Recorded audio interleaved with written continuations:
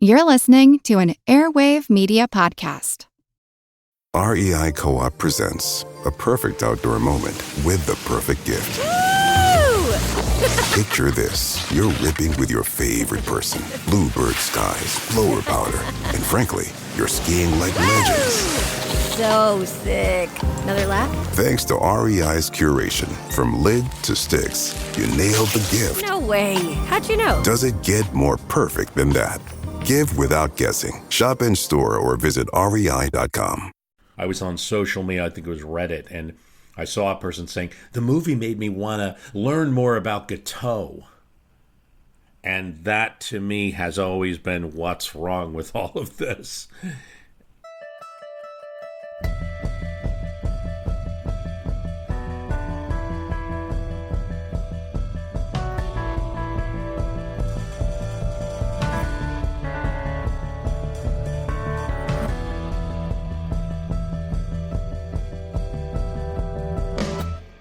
A little bit of a special episode today because so many people have asked me for my opinion on the Netflix series that is up there, Death by Lightning, which covers the assassination of James Garfield. So the first thing to say is, look, it's great to have something in a visual medium on a platform that modern people view that's very popular, that covers the period in history between, say, 1875 and 1900, because there really is so precious little of that. And this particular story, that of James Garfield's rise to the presidency as a kind of underdog candidate, you certainly can't use the argument that it's a boring period in history. There's nothing to talk about. And are you kidding me? I mean, Death by Lightning, first of all, proves that you can tell this amazing story, first about Garfield's nomination and his battle with a powerful New York Senator Roscoe Conkling when he becomes president, a battle that he largely wins, and then, of course, the tragedy of his assassination. So you can tell that story. That being said, what did I think of the Netflix series? Having done a 5-part series on Chester Arthur and getting into a lot of depth on that, you can imagine that I'm not terribly pleased with the portrayal of Chester Arthur. And I do realize that I don't want to do too much of a spoiler alert, but there will be a change in his character arc that's probably familiar to history readers. But it's just talking about, let's say, the first 2 episodes and how they handle Chester Arthur. I mean, he's a bit of a cartoonish figure in the Netflix series, a bit of a buffoon, a drunk, out of control. So that's the biggest one for me, because it is true to say that Chester Arthur was running the political operation in New York, and that meant he was handling, as one newspaper reporter account that I have, William Hudson, said, the Jimmies and the Jerrys. And that means the people on the streets, that characterization hints that many of them are Irish descent, probably not all though, that are kind of street toughs, maybe running politics on the streets of New York City. People that would have been Tammany Hall, that now the GOP stalwart group, the Grant group under Roscoe Conkling. He was a serious person. He's a very social person. I'm sure we even in the 5-part series, we talked about his champagne lobbying efforts and things like that. So obviously there's a lot of drinking going on, but the way he's portrayed seems to be a little out of control, where that's not the figure that I believe Arthur was. The portrayal of Conkling, I also feel, particularly the choice of actor there.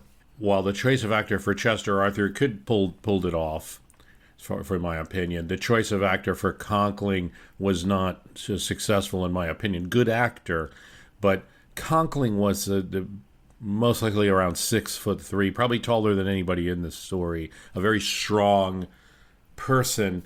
And that's not superficial, because Roscoe Conkling was the bodyguard for those in the house during the time of the Civil War, really leading up to the Civil War, that were of an abolitionist streak that might get attacked by other people. The kind of the caning that happened to Charles Sumner. The reason it didn't happen to, say, Pennsylvania Congressman Thaddeus Stevens in the House is because Roscoe Conkling was acting as personal bodyguard and wouldn't allow such a thing to happen. It was a necessary thing in those days. He was also a great speaker. He wasn't a whiny little man, and I do understand that some of the portrayal is a way of showing that he's kind of operating a political machine and he's vindictive. And those two things could be accurately said, absolutely, about him. But it just created a portrayal that sort of presented him as a villain. This is a guy that was a promoter of civil rights, a critic of Hay's deal to remove troops from the South, but also a person that engaged in trading jobs for votes, no doubt about that. Was a bit of a political boss. I really don't think that Conkling always ruled, so to speak. Constantly, subordinates were finding ways around him and making deals, and he had to deal in a universe of people, not just dictate all the time. Chester Arthur would end up being one of those subordinates, but you could also point to a Tom Murphy, Alfonso Cornell, who became governor by working with the half-breed, certainly against Conkling's wishes. So, as we discussed in that 5-part series, it's not so easy as just a simple political machine.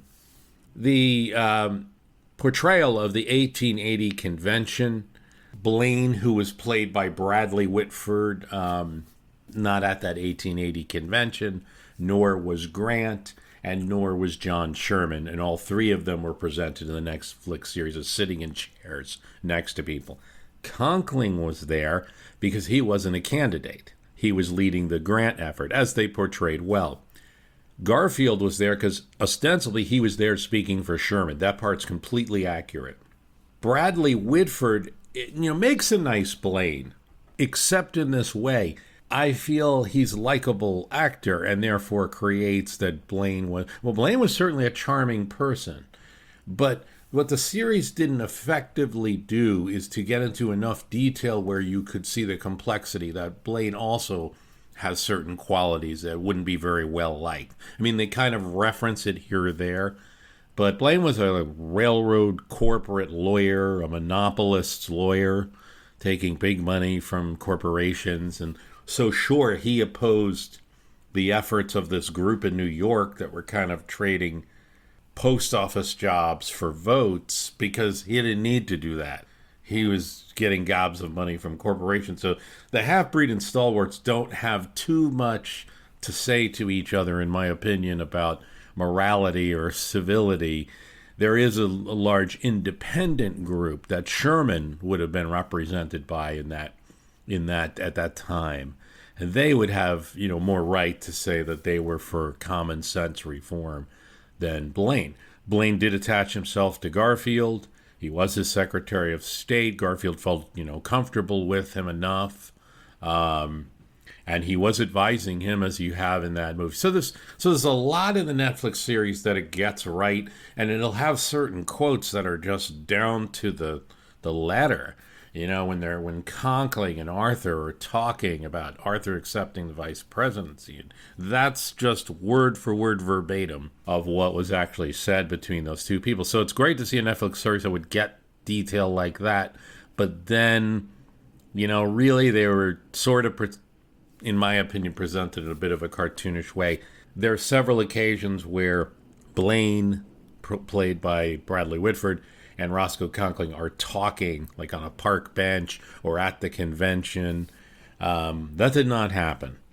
After an altercation, a verbal altercation that they had in Congress where Blaine, made fun of Conkling and attacked him relentlessly, Conkling completely wrote him off and would not speak to him again for the rest of his life. So that kind of thing just didn't happen. Incidentally, the Bradley Whitford choice, I thought that, who would make really a good actor for the villain is the villain from Die Hard, Alan Rickman. That's kind of what Blaine looks like more.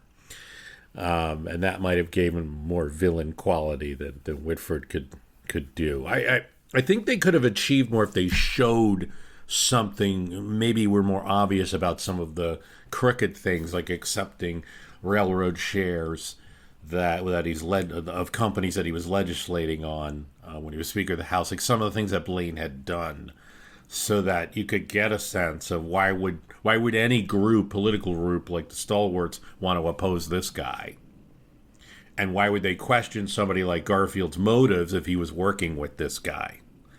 And that then puts Arthur in a different spotlight, which is like, hey, I don't have the same politics as you. And there's some truth in that conversation. But what you don't really get is what that means. And what they really mean by that is that the Stalwarts felt that if Garfield's working with Blaine, then he's in Blaine's camp, and Blaine is just another faction of politics. It's one or the other. You pick one. Not one's good, one's bad, like is presented in the movie, and then he sort of saw the light and came to reform. Arthur did become, by many people's viewpoint, a better president than he had, say, a political crony or a vice president. But a lot of that had to do with political circumstances, particularly once Garfield was shot and all of the newspapers were making it clear that the civil service reform was what had to be done. And then there was a midterm election in 1882, which brought Democrats in on a ticket of civil service reform.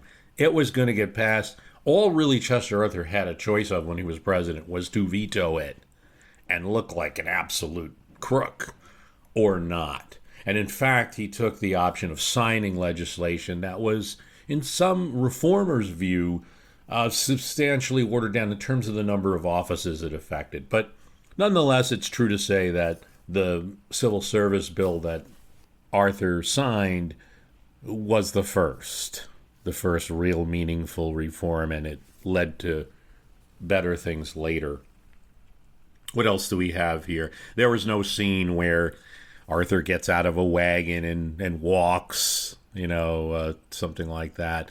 There was no scene where he wasn't at Garfield's bedside when the doctor's performing anything. He wasn't holding Garfield or anything like that. He does come down to D.C. after Garfield is shot. It's a very brief visit. He's not allowed to see Garfield because the doctor forbid him from seeing it. Goes back to New York, doesn't come back to D.C. till Garfield dies. Let's see. No one ever uncovered what Dr. Bliss was doing and how bad it was. As the movie shows, like Lucretia and Arthur, who wasn't even present, and other people noticing what's going on. And it's like, stop touching him, stop probing him. And unfortunately, nobody stopped Dr. Bliss. He did that throughout, and he actually followed him up to New Jersey when he was moved to New Jersey and continued to do his probing. So there are a couple things the movie gets wrong. Yeah, you could say some of them are incidental. It's still a very good series and entertaining. I think the larger issues I have are how Arthur's portrayed. And then my final thing would be how Guiteau is portrayed. And I do feel it's too sympathetic. And Macfadyen is such a good actor.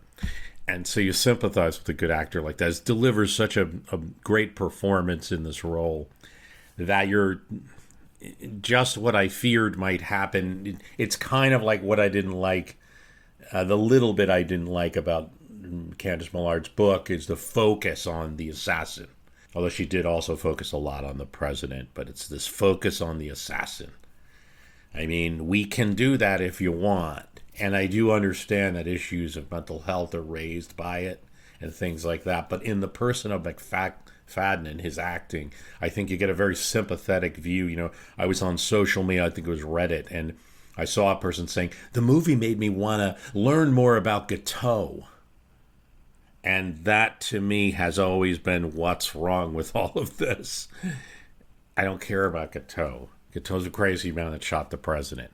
He had problems, and as an issue, whether you want to deal with mental illness or criminal insanity or things, protecting the president, that's a great event to bring up. But getting more into what was he trying to say, or what was his lost message, or there really isn't that much there. The things that he wrote were rambling. Unfortunately, he wasn't stopped soon enough. He did not meet with Garfield. He did try. He was in the White House lobby several times. He did not meet with Garfield. He did meet with Blaine in the Netflix That Happens in a Park. It actually happened in the State Department office. Blaine kicked him out, told him not to come back. So that's the major issues I have. The little things, I mean, Lucretia Garfield did not go visit Guiteau in the cell. But that's the kind of poetic license that I'm okay with, because those kind of things add drama. And she probably did feel that she wanted to erase him and make sure that her husband was in history. It's just she didn't go to the cell and say that.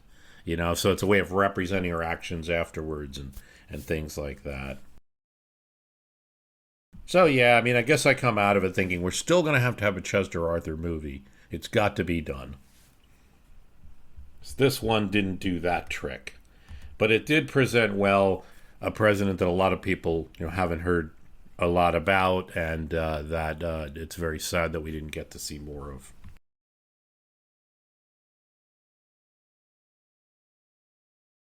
So a couple of other events related to episodes that we've had on recently. One is that there has been a discharge petition successfully executed. Discharge petitions are rare, and you really, as we discussed in that episode, need an issue that's of at least some bipartisan. Usually it's like one whole party and a faction of the other. And you can get a discharge petition passed. It's a close house, so you don't need much of a faction. 4 or 5 Republicans will do if you have all the Democrats lined up, which happened. So the Epstein files release becomes a discharge petition. It may not be known that there are actually like 10 or 11 discharge petitions. So this was, I believe, number 9 that actually reached the 218 level. There are other 2025 discharge petitions that probably won't get to be a House vote or get to be law. There is one, I believe it's a Gregory Meeks. He's got a couple of them up there, and he's got 188 signatures for against Trump's declaring an emergency so that he can institute tariffs. He wants the House to pass that. There is no emergency. He's got 188 for that. They're all Democrats on that one, I believe. There's a Ukraine discharge petition for more support for Ukraine.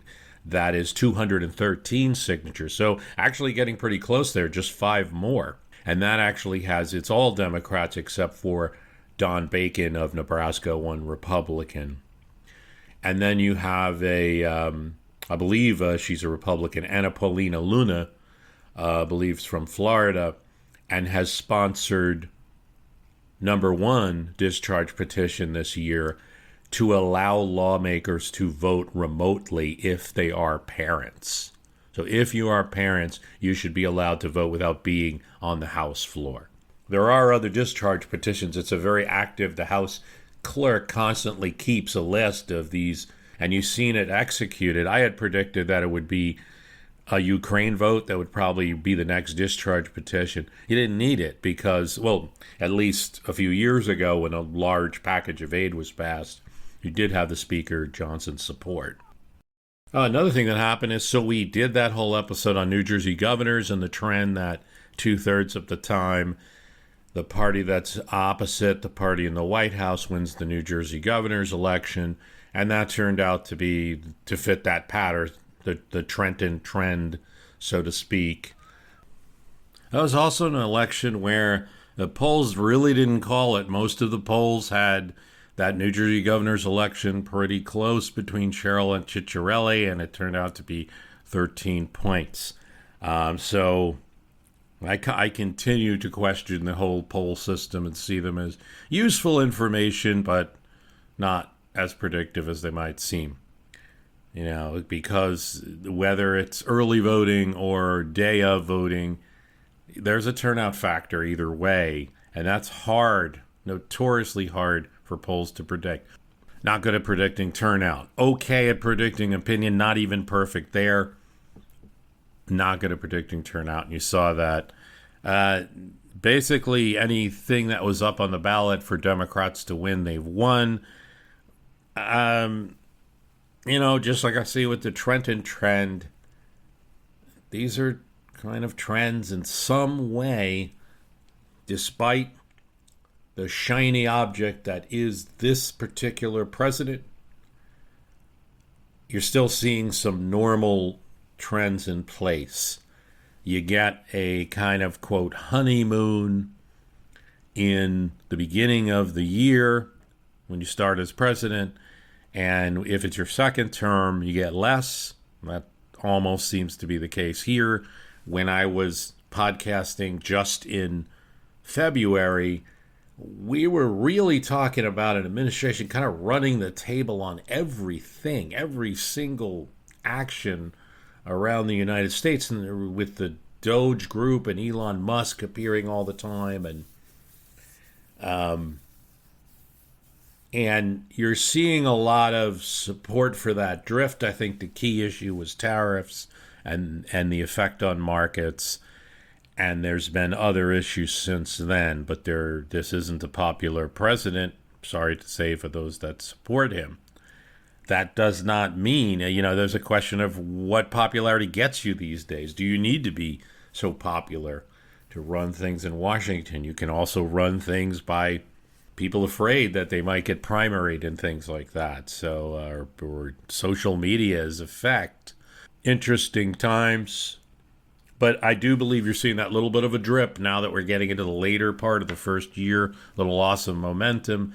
The elections pretty universally go against him. Yes, there's in blue states, but Republicans can win in New Jersey, and they can win in Virginia, and they didn't.